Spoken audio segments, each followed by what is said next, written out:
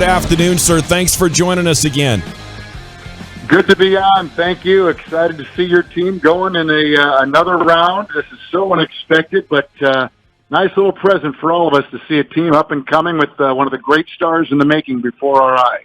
Well, it is a lot of fun. We almost have to pinch ourselves around here. How unique was Game 7 for you? Have you ever called something like that or seen something like that come out of nowhere with a blowout on the road?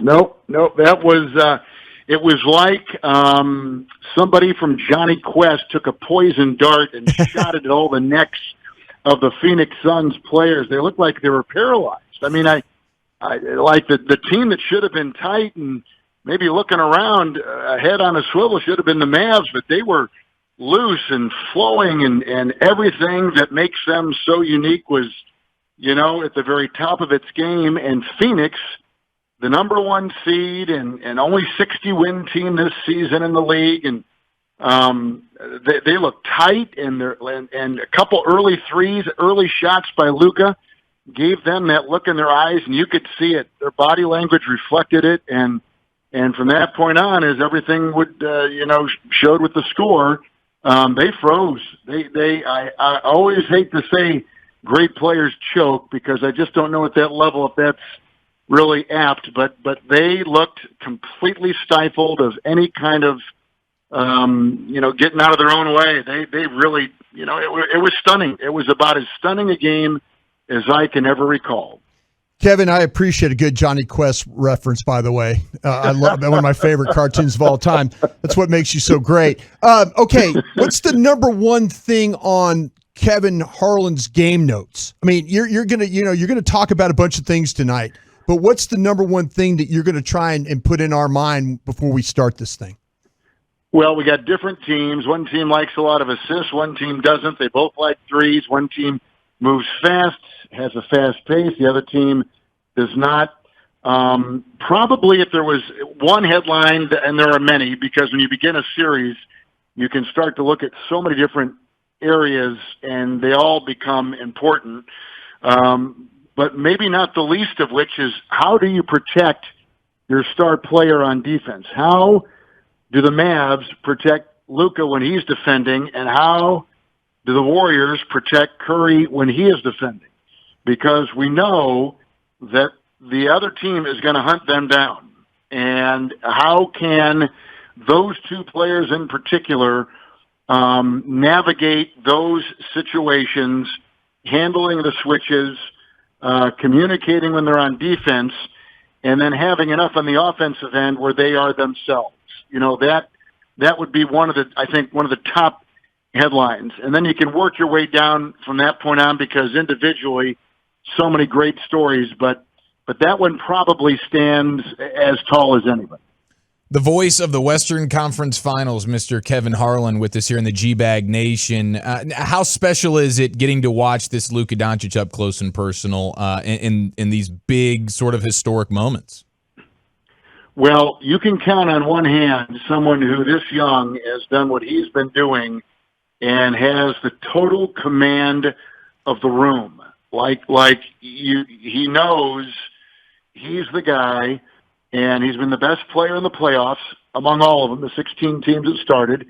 He is the second leading scorer in the playoffs by just 0.2 in back of Antetokounmpo, who's now gone. You hate to say he has single-handedly led his team, because when they were down 0-2 to Phoenix, they needed to give him some help, and the coach put it out there, and they responded with a different guy, it seemed like, every game. So his ability to be comfortable enough to know when to hit the gas for himself and when to take it off and when to get everybody else involved, to me, is one of his most dynamic traits. But, he's been down this road. We know in Europe, the multiple championships and all the seasons he was decorated with Player of the Year and all that. But he just is a guy that, and the best of them always have this. They really have that look and that body language, even before a game, where they are in complete control, and everything around them is kind of in slow motion. Now, we know he's not quick twitch all the time. He can be. he has as much torque as anybody, but his game is predicated on really trying to infiltrate and read and feel it out. And he spends a lot of his early time doing that.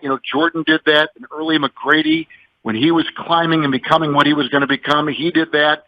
I'm sure Dirk did. I can't recall, quite honestly, him early in his career, even though I called those games. But I'm sure all these guys, Jordan, like they all have, as a young player, that total command that really nothing kind of befuddles them. It's just how long will it take them to figure it out? And for the Jordans and the Doncic's and the James and guys like that, it doesn't take very long. And they find another escape hatch, and they go through it, and they alter what they were going to do, enhance what they were thinking they were going to do, and they move ahead. And they continue to be the main topic in every game that they play. Kevin, out of these 4 teams remaining, do you see a clear pecking order, and where are the Mavs in that group? Nope, I don't. I don't know. The Warriors are admittedly an older team with a core group. They have a lot of turnover issues. They've got many flaws. Miami has, now I'm not saying this just in light of what happened last night, because there was no Smart, no Horford for Boston. But Miami, top to bottom, seems to have a more, maybe a better equilibrium right now. Dallas, I think, has stunned so many that they're in this position, not the least of which I'm guessing are themselves. So they're kind of like this evolving story. The Warriors, we knew when they got hold that they were going to be good, and they've shown that. But they're, kind of like on that last dance, last chapter of this great core group that has led them to all these finals and all this, this incredible dynastic time that they've enjoyed. And then Boston, I don't know that a lot of people had them picked by Milwaukee, but sure enough, they beat the defending champs. They took care, of early opponents in the playoffs. They've gotten like these incredible performances from Tatum, but they lose a little bit with Smart being gone. And I don't know. They all have different stories. There is no number 1 seed, and that's kind of weird. We haven't had that in a while. But I honest to God, I think, why not the Mavs? Why not the Heat? Why not? I think any of them could jump in there. The Warriors, you just wonder when it's gonna switch on. Like they kind of worked their way through in Denver, and they were working against the 2-time MVP, and then they got by Memphis, but that was a chippy, turbulent series. A lot of jawing back and forth. We have ejections. We have a suspension. We had a star missing the last couple games. So you really don't know where they are, but you just kind of have this feeling like they are maybe loading up, but at their ages, do they have, the up and down overall to handle it? And then you look at Miami, and they got Butler, and they got Adebayo, and they've got Hero, and they just seem to have maybe a more equal feel to them. But none of these 4 would surprise me. None of them. They all have something unique and special.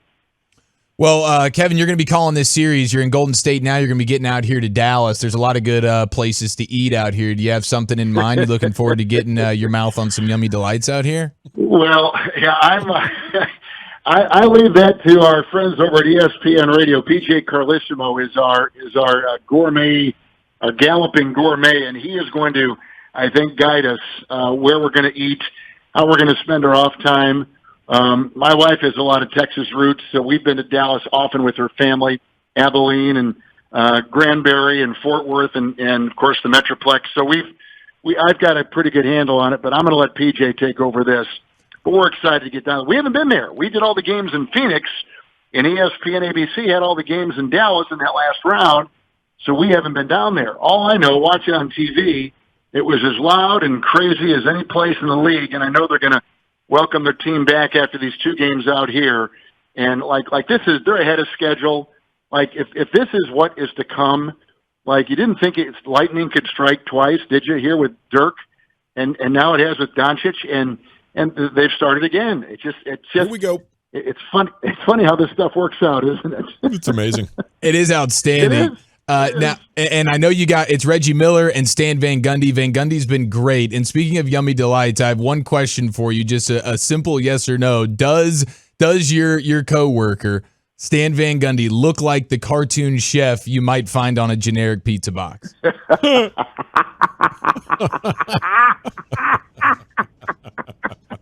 Take that as a yes. Thanks, Kev. We got to run. Appreciate you. You're the best. Oh my God, I got a game in a couple hours. You just got me all screwed up now. Hey, thanks. Great to be on. We'll see you soon, and Big D.